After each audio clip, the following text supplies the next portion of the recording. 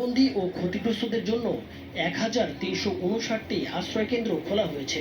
এসব আশ্রয়কেন্দ্রে প্রায় ১৮,০০০ মানুষ এবং প্রায় ৪,০০০ গবাদি পশু আশ্রয় নিয়েছে। বন্যা কবলিত জেলাগুলোয় ত্রাণ বিতরণ কার্যক্রম চলমান রয়েছে। ৬ জেলায় ক্ষতিগ্রস্তদের চিকিৎসা দেওয়ার জন্য ৩০৯টি মেডিকেল টিম কাজ করছে।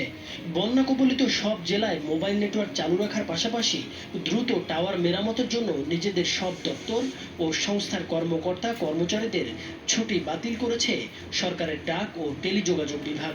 এছাড়া বন্যা কবলিত এলাকার সঙ্গে সার্বক্ষণিক যোগাযোগের জন্য বাংলাদেশ স্যাটেলাইট কোম্পানির সহায়তায় 5টি ভিস্যাট ফেনীর জেলা প্রশাসকের কাছে পাঠানো হয়েছে। প্রস্তুত রাখা হয়েছে আরও 5টি ভিস্যাট।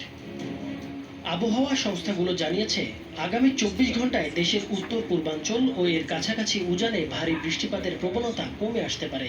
এ সময় বন্যা পরিস্থিতি প্রাথমিকভাবে স্থিতিশীল থেকে পরে উন্নতি হবে বলে জানিয়েছে আবহাওয়া সংস্থাগুলো। বাংলাদেশের অভ্যন্তরে প্রবেশ করেছে এবং অন্যান্য কারণ আপনারা জানেন। নাইমুর হোসেন, মাছরাঙা টেলিভিশন।